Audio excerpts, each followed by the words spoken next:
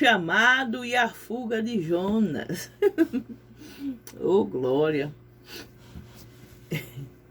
Jonas foi chamado por Deus, né, amados? Glória a Deus. E veio a palavra do Senhor a Jonas, filho de Amitai, dizendo: levanta-te, vai à grande cidade de Nínive e clama contra ela, porque a sua malícia subiu até a minha presença. Porém, Jonas se levantou para fugir da presença do Senhor, para Tarsis. E descendo a Jope, achou um navio que ia para Tarsis.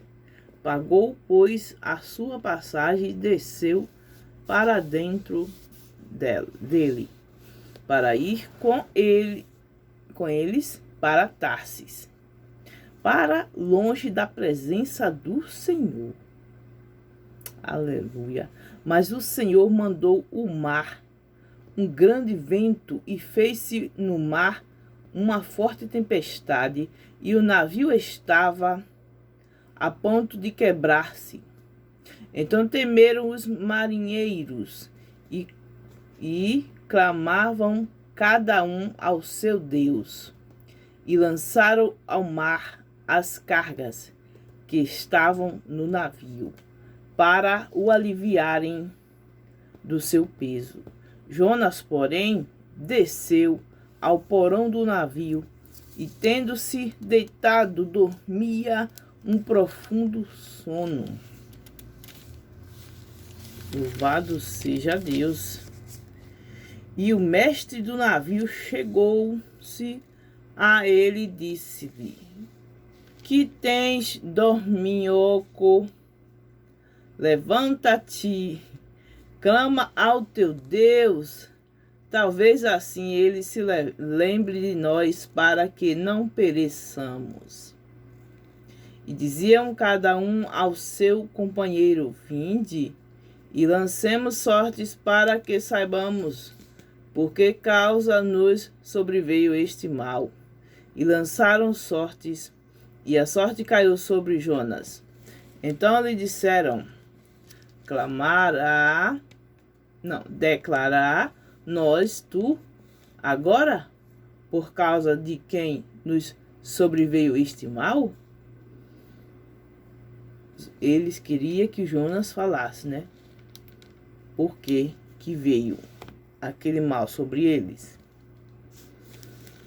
Todos estavam clamando para os seus deuses para se salvar, e Jonas dormindo. Vê se pode, né? E aí o Jonas falou: glória a Deus. Que ocupação é a tua? De onde vens? Qual é a tua terra? Eles perguntando para Jonas. E de que povo és tu? E ele lhe disse: eu sou hebreu e temo ao Senhor, o Deus do céu, que fez o mar e a terra seca. Então estes homens se encheram de grande temor e disseram-lhe: por que fizeste tu isto? Pois sabiam os homens que fugia da presença do Senhor, porque ele lhe tinha declarado. E disseram-lhe: que te faremos nós para que o mar se nos acalme? Porque o mar ia se tornando cada vez mais tempestuoso. E ele lhe disse: levantai-me, lançai-me ao mar, e o mar se vos aquietará. Porque eu sei que por minha causa vos sobreveio esta grande tempestade. Olha aí, Jonas era consciente do que ele estava fazendo, né, irmãos? Ei, decantaramandarai. Aleluia. E quantas das vezes Deus quer que nós faça a obra dele? Nós já estamos conscientes, porque Deus não faz nada sem antes nos avisar. Glória a Deus. E às vezes Deus permite uma tempestade que nós não aguentamos. Louvado seja Deus. Aí nós vamos buscar o Senhor, vamos clamar ao Senhor. aleluia, se humilhar. Eita, cantaramandarai. E Deus, pela misericórdia dele, é que nos perdoa, nos socorre, nos dá livramento para a honra e glória do Senhor.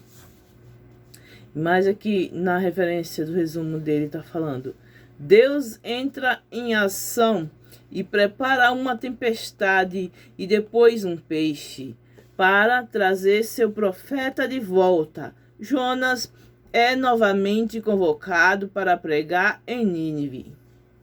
E desta vez obedece à voz divina. O resultado não foi o que Jonas esperava, pois a graça e a misericórdia de Deus foram maiores que os pecados dos ninivitas. Eita glória! Louvado seja o nome santo do Senhor Jesus.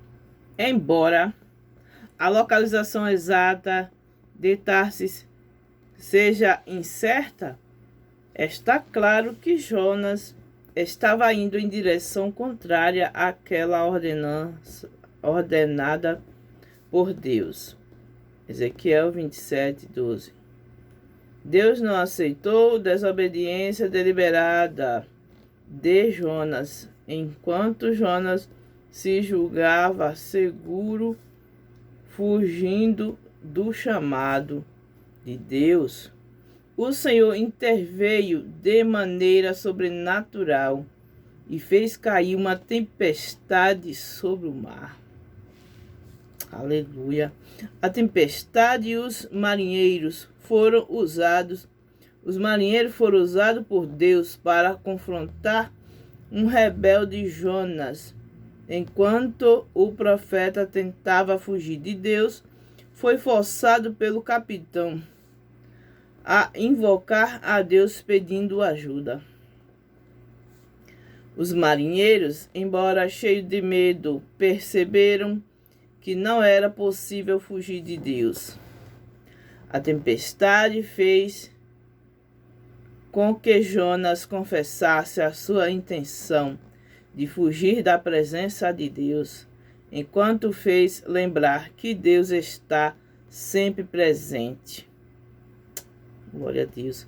Jonas percebeu que sua rebeldia contra Deus havia trazido perigo para todos os que se encontravam a bordo, ao lado dele, no navio.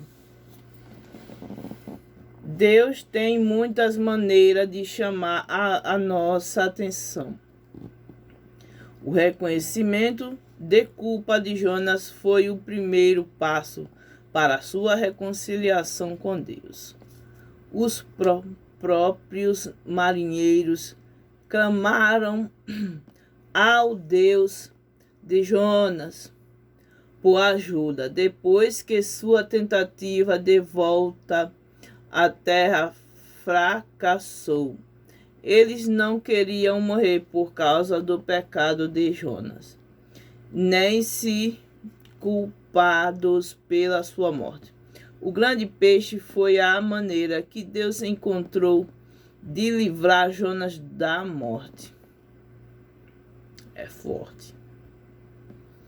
Os marinheiros pensavam que Jonas estava sendo punido por um Deus irado. Eles não consideraram o grande peixe como o meio de Deus para a salvação de Jonas. O texto não afirma que esses marinheiros fenícios se converteram a Jahvé, mas certamente indica que eles receberam um testemunho poderoso. Oh, glória! Muitos estudiosos têm investigado o tipo exato de peixe dentro do qual um homem poderia ser preservado durante vários dias. Embora prossigam as discussões e apesar dos relatos de várias experiências similares em tempos modernos, a questão não é encontrar um acontecimento similar, mas reconhecer o poder de Deus para operar milagres. Deus interveio através da natureza para desafiar a desobediência de Jonas e para libertá-lo da morte. O encontro de Jonas com o peixe foi mais tarde mencionado por Jesus em Mateus capítulo 12, versículo 40, em Lucas capítulo 11, versículo 30. Jonas inicia sua oração de dentro do ventre do peixe, com louvor e agradecimento pelo que Deus tinha feito anteriormente em sua vida. Então quer dizer que Jonas estava alegre, feliz de estar dentro do peixe, porque ele achava que ele ia se livrar de ir levar o evangelho em Nínive. Aleluia! Deus é poderoso. Glória a Deus. Essa oração tem a estrutura de um salmo de ação de graça, confirmando que Jonas não estava implorando a ajuda de Deus, mas agradecendo pelo livramento imerecido. Esse agradecimento contrasta fortemente com a sua própria raiva, quando mais tarde Deus liberta a imerecida Nínive. Assim como o estilo poético de Salmo, essa oração é uma bela sequência dos pensamentos sinceros que brotam do coração de Jonas.